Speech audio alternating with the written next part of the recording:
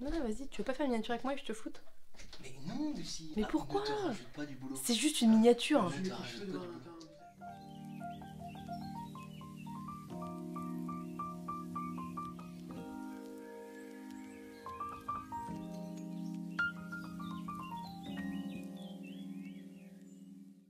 Salut à tous, on se retrouve aujourd'hui pour une vidéo un petit peu particulière avec un invité un petit peu particulier mais qui commence à devenir un petit peu récurrent malgré tout. Vous ne le verrez pas visuellement parce qu'il ne veut pas être filmé, mais vous pourrez entendre sa douce voix mélodieuse comme d'habitude. Donc mon frère est venu chez moi et comme tradition oblige, il m'a ramené des livres et donc on s'est dit que c'était l'occasion de faire une vidéo. Donc il va essayer de me faire deviner ses livres au résumé et peut-être à la couverture, je ne sais pas. Et moi, je vais essayer de trouver ce qu'il m'a pris. A priori, tout vient de ma wishlist, ce qui ne veut pas dire que je vais trouver parce que ma wishlist contient toujours 160 ou 170 livres, au bas mot. Je crois plus proche des 170, je crois. Voilà. Donc c'est possible que je trouve pas du tout, mais on va tenter, c'est l'occasion, donc c'est parti, on y va tout de suite. Alors, le premier livre, c'était un pocket en Norvège, début 17e siècle. En Norvège, au début du XVIIe siècle. Alors, un petit peu de contexte. Il y a une petite tempête qui a fait que la mer a vomi tous les cadavres qu'elle avait. Et il y a un petit village, paumé dans la Norvège, qui a décidé de se retrousser les petites manches et de se mettre au turbin. Mais visiblement, il y a une petite histoire de sorcellerie. Là, normalement, ça devrait être guidé. Parce qu'il y a un décret qui dit que la sorcellerie, c'est pas bien joyeux et c'est pas bien sympathique. Du coup, dans ce petit village, il y a la visite d'un pasteur étranger fanatique qui va mettre un petit peu le boxon. Alors attends, Norvège, début du XVIIe, il y a une marée qui rejette des cadavres. Oui. Et la magie, ça devient interdit, c'est ça? La sorcellerie, oui. Mais qui vise uniquement les femmes. Vas-y, dis un peu la couverture. Mais la couverture, je pense qu'elle te guidera peut-être un peu. Elle est rouge. Entièrement rouge, avec un visage de profil. Est-ce que c'est Bleu, marin. un Margaret Atwood? Non. Punaise, c'est chaud. Alors attends. Je peux te dire que ce magnifique premier roman à l'écriture puissante est porté par la poésie de cette île. Donc c'est une autrice? Je pense, oui. Oh pur, je crois que c'est un que j'ai mis récemment en plus. C'est un long titre ou c'est un petit titre? Un petit. Un mot. En lettres d'or. Un seul mot? 2 mots. Un déterminant plus le nom. On va essayer de me faire deviner le titre. Pluriel. Des, les. Ouais, les. Et c'est un terme qui est en généralement plutôt sympathique, puisque ça veut dire qu'après, normalement, tu n'auras plus de problème. En tout cas, avec la justice. Comme on dit quand on est... Mince, c'est quoi le terme C'est un terme de justice? Ouais. Comment on dit quand on est acquitté? C'est le champ lexical, ouais, c'est ça. Et c'est un synonyme. Pardonner? Oublie. Et c'est mieux qu'acquitté, parce qu'en général, acquitté, il y a eu procès. Là, c'est avant procès.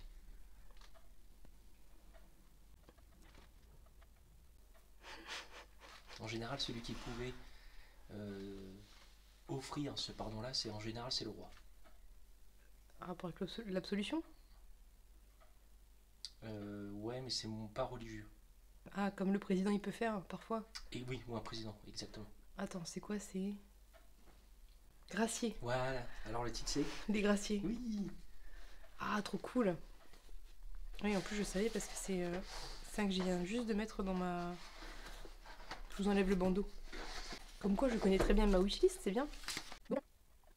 Alors, je l'ai ajouté récemment sur ma wishlist, mais je pense que je l'ai ajouté parce que je l'ai vu passer sur celle de Pénélope et que j'avais dû regarder vite fait le résumé en me disant « Oh, ça a l'air sympa ça !» Je l'ai vu passer, je pense, dans la wishlist de Pénélope ou quelque chose comme ça parce que visuellement, là, quand je le vois, ça me parle. Avec la petite queue de peut-être sirène. En tout cas, je me souviens que quand je l'avais vu, je m'étais dit, déjà la couverture m'avait intriguée parce que voilà, ça parle tout de suite. Et j'avais dû lire vite fait le résumé, mais je suis pas très résumé. J'ai tendance un petit peu à aller au fil et je l'ai ajouté il y a peut-être 3 semaines. Le seul truc qui est dommage sur la couverture, c'est qu'elle est très jolie, elle est très stylisée, mais ils ont foutu Pocket en dessous. Ouais, mais ça toujours. Mais encore ça va parce que le dos est blanc. Le pire, c'est ceux qui ont le dos gris là. Tu Ah sens bah oui, comme le chien du forgeron. Ouais, les gélus. C'est pas très joli. Non. Non, là ça va. Franchement, ça va. Bref, donc voilà, je pense que vous avez eu le résumé. On va parler d'interdiction, de décret sur la sorcellerie. On va parler d'inquisiteurs fanatiques et chasseurs de sorcières. Et donc, on va parler de femmes pour bah voilà, qui vont être en danger parce qu'elles C'est vont être marrant, accusées mais, de sorcellerie, j'imagine. Inquisiteur et fanatique, j'ai l'impression que ça se répète un peu. Oui, il y a une. Mais je pense que j'avais lu que la première. En fait, je crois, très sincèrement, que j'avais pas tout lu le résumé. J'avais lu Norvège 1617. Je me suis dit, oh, ça a l'air chouette. Moi, tout ce qui se passe voilà, dans le passé avec un truc autour de la sorcellerie, ça m'intéresse. En tout cas, ça a l'air très très chouette. Donc du coup, t'en attends pas beaucoup comme... Je n'en ai pas entendu parler de celui-là. Ouais, donc du coup, t'as pas beaucoup d'attentes, quoi. Voilà, mais bon, maintenant que je sais que la dame est poétesse, j'attends. Bah après, il faut voir la traduction, hein, c'est toujours le problème. Mais... Ah oui, il y a des surtout cartes. si elle a l'habitude d'écrire la poésie, traduire la poésie, des fois c'est un petit peu compliqué. Et le livre est dédié à ma mère, Andrea, et à toutes les femmes qui m'ont élevée. Bon, ça a l'air très très chouette. Franchement, ça a l'air très très très très chouette. Donc j'ai vraiment très hâte de le Le lire. deuxième livre aussi, c'est un gelu, donc gris, comme t'aimes pas. Alors là, c'est un auteur qui est aussi anglais. Comme quoi, il y a une récurrence. Alors là, c'est l'histoire d'un petit gamin qui n'a rien demandé à personne et qui, sa famille s'est vue massacrée par un tueur. Donc, comme tout enfant dont la famille se fait massacrer, il va logiquement se réfugier dans un cimetière. Tout à fait. Bon, Logique. pour l'instant, il n'y a rien qui me surprend. Et il s'est fait, évidemment, quand tu te réfugies dans un cimetière, qui va te recueillir? Des fantômes. Eh bien, et il est élevé par des fantômes. Et ça se passe plutôt bien. Jusqu'à le jour où il va retourner sur l'enquête, parce que le meurtrier rôde toujours. Donc c'est du thriller fantastique. Je pense. Dont le tueur est, à mon avis, grandement inspiré du plus grand tueur anglais. Ah, mais ça me dit quelque chose. Mais alors, je vais être incapable de retrouver le titre. Mais ça me dit quelque chose. Vas-y, décris la couverture. Bah, le titre, il y a le nom du personnage, donc il est éponyme, donc c'est pour ça si t'as pas le... C'est un peu compliqué. Alors le titre, il est assez joli et c'est un peu... c'est un style gothique. Parce que c'est une grande cathédrale gothique avec un cimetière. Et t'as le personnage encapuchonné de dos. Et dans le ciel, t'as tout un décor spectral. Putain, je suis une quiche. Sur fond violet. C'est scandaleux. C'est scandaleux, ça vient de ma wishlist. Ok, bon. Alors l'histoire me parle, mais de là à retrouver le titre. Bah surtout que c'est un peu comme Harry Potter, tu vois, quand tu retrouves le titre, quand tu connais pas, c'est un peu compliqué. Mais là, c'est à peu près l'idée. Il faut que je trouve comment il s'appelle. Ouais, mais là tu le retrouveras pas, mais au moins si tu arrives à me trouver, tiens, tu me dis ah si, je crois que c'est ce titre-là, tu vois, j'arriverai à redécouper. Non, mais je vais pas tenter tous les prénoms. Non, non, mais tente pas les prénoms, mais c'est pas que le prénom, c'est deux personnages. Les aventures. Oui. Mes aventures. Non, c'est pas ça, mais on se rapproche. Ça caractérise un petit peu le côté cocasse de son vécu. Je fais des virages pour pas dire les mots. Genre la merveilleuse quelque chose. Ouais, ce serait cette idée-là. Sauf que est-ce que tu considères que ce qui sont passés est merveilleux, si c'est pas comme ça que tu le caractérises, c'est pas ça le titre. C'est hyper dur. Bah peut-être l'auteur. Il a un prénom monosyllabique. Genre Cole. Ouais, par exemple. Oh, putain, mais je l'ai jamais retrouvé. Les auteurs. Bah c'est un auteur là qui est assez connu. C'est vrai? Ouais. Toi tu le connaissais? Ouais, de nom.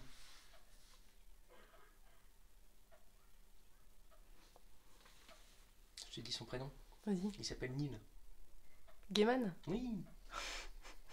Et donc, attends, Neil Gaiman et... Si en plus je sais. C'est... Oh, je vais jamais retrouver. C'est un chef de file de la nouvelle vague du fantastique anglo-saxon. C'est pas tout récent pourtant. Donc c'est début des années 2000.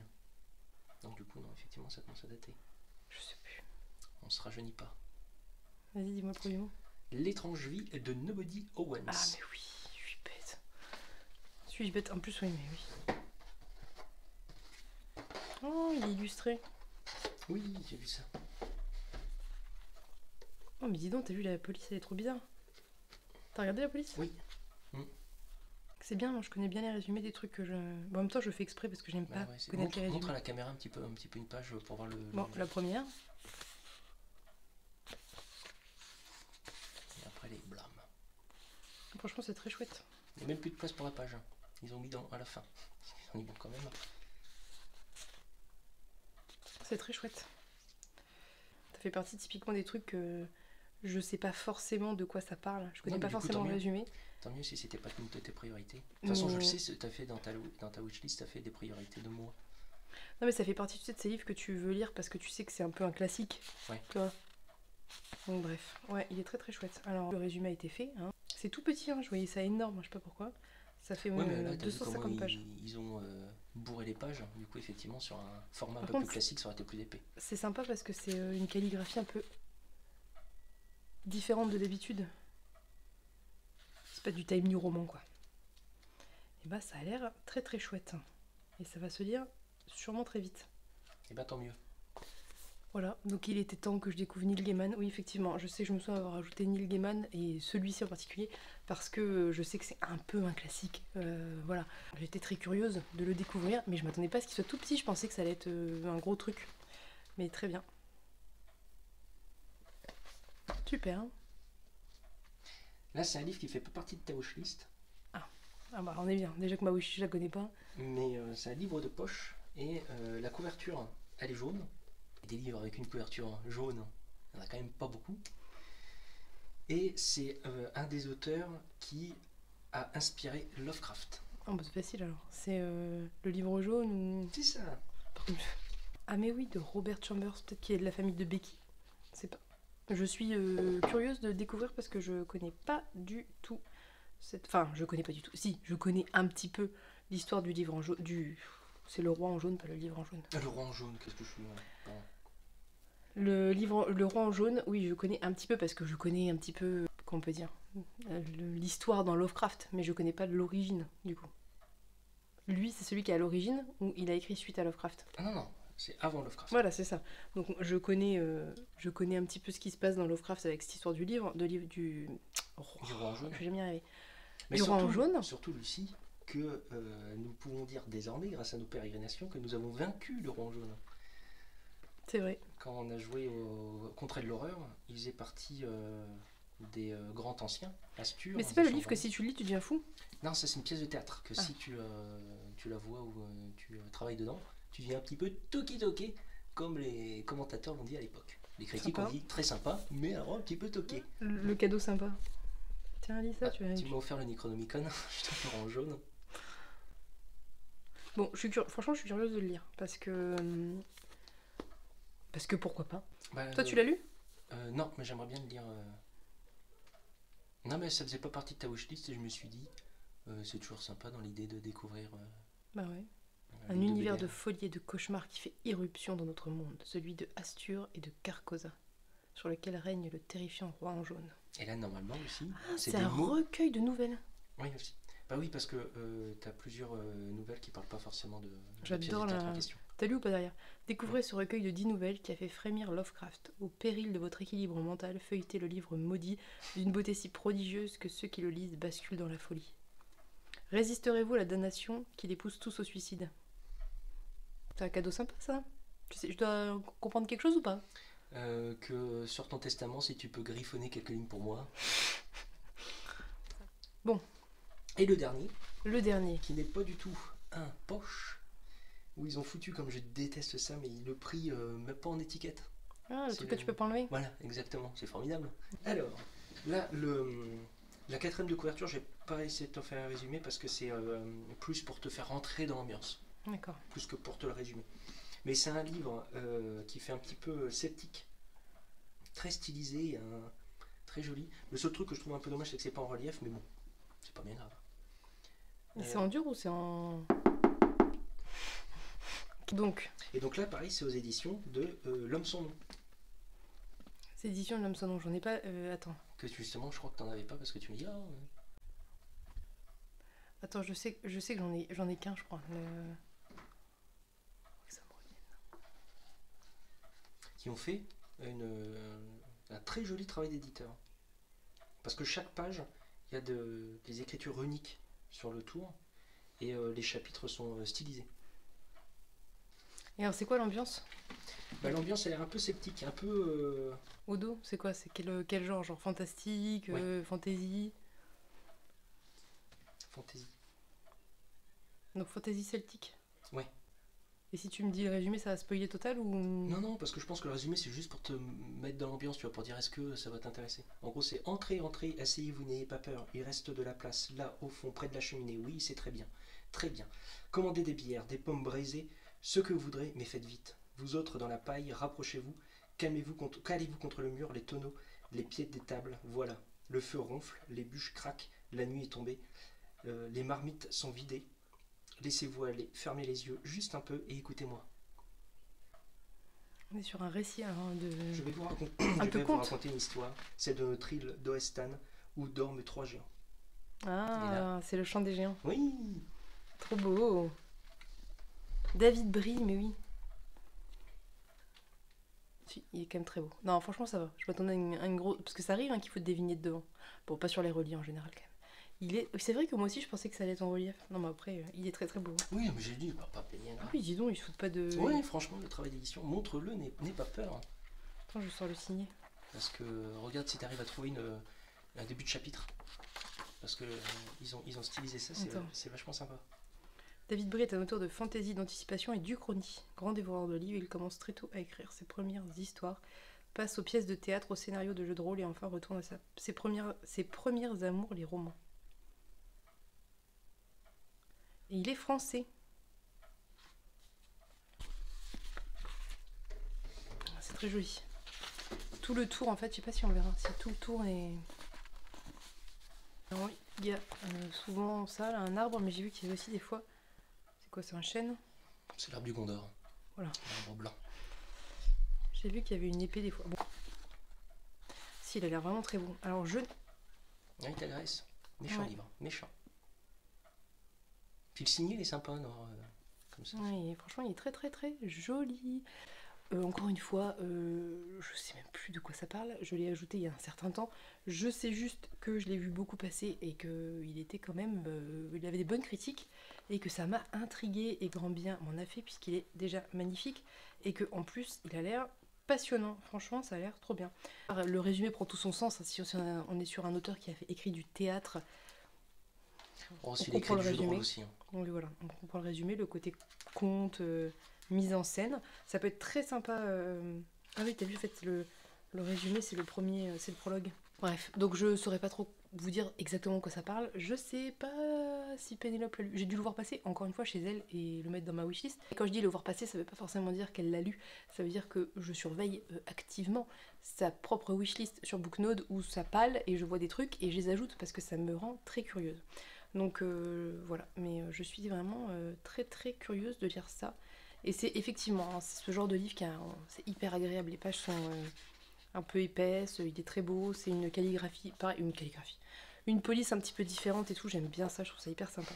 Et encore une fois, il n'est pas très long, il fait à peine plus de 300 pages, en sachant que la police n'est pas minuscule, ça peut se lire très très bien. Donc ouais, je suis vraiment très très curieuse, il est très très très très beau. Et j'aimerais bien me renseigner un petit peu plus sur cette maison d'édition parce que je l'ai déjà j'en ai entendu parler, enfin voilà, ça me dit pas rien, mais c'est vrai que je connais pas plus que ça. Voilà, donc on en reparle dans pas trop longtemps. Hein. Là, vous voyez sur les premiers livres que mon frère m'avait offert donc en janvier, il m'en reste 2 à lire sur 7. Il y en avait 7, ouais. Donc il m'en reste un tout petit, un Framboise que j'aimerais bien lire, que je voulais lire là, mais j'ai été submergée de lecture, etc.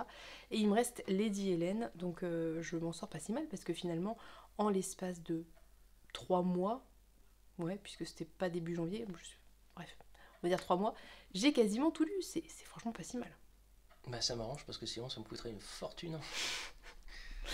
Là j'ai lu Meurtre très récemment, donc voilà. Bref, donc je pense pas que ça va trop traîner. Alors très sincèrement, tous me font très envie pour différentes raisons, mais je pense que là, à l'heure actuelle, celui que je suis le plus curieuse de lire, c'est peut-être celui-ci, parce que on est... ouais. Bah c'est Si, parce quand que même. ça C'est les va thématiques. Ouais voilà, ça va dans ton arc sorcière et magie. Voilà. Et le côté aussi 17e. Mais en même temps, là, c'est pareil, ça a l'air d'être un petit peu... lui aussi, hein, c'est deux. Ça t'intéresse un peu comme période du XVIIe siècle? Ah, mais toutes les périodes... En fait, j'aime bien toutes les histoires qui sont, on va dire, avant 19e. Ok. 19e et avant 19e. Tu vois. L'ère industrielle, toi ça te passionne pas plus? Non, à part Ok. dans le steampunk, un petit peu le steampunk, si c'est bien fait, mais sinon, non. Moi, j'aime bien les romans médiévaux, les romans de Renaissance et tout. Ok. Et surtout quand c'est fantastique, c'est sympa. Parce que ça prend des trucs que tu connais, tu vois. Oui, ok. Et ça recrée quelque chose autour de ça, moi j'aime bien ça. Donc voilà, alors vous voyez, la fantasy celtique, j'ai commencé à découvrir ça avec Jaworski et j'aurais jamais cru que ça me plairait. Mais depuis que j'ai lu Jaworski, j'ai très envie d'en lire plein parce que j'ai trouvé que c'était assez génial comme ambiance et étrangement, ou pas d'ailleurs, très propice aux trucs fantastiques, voilà, à l'aspect magie, fantastique et tout. Tu sais, il y a ce côté mythologie qui s'insère dans... Puis surtout une côté aussi où c'est une période tellement éloignée C'est ça. que... Que c'est limite de la mythologie en soi. Ouais. Donc voilà, je suis très curieuse. C'est de très jolis cadeaux qui agrandissent ma palle, qui a déjà beaucoup agrandi ces derniers temps. Hein. Elle s'étire. Et je ne lis pas les livres de ma palle parce que j'ai constamment des emprunts médiathèques sur le dos.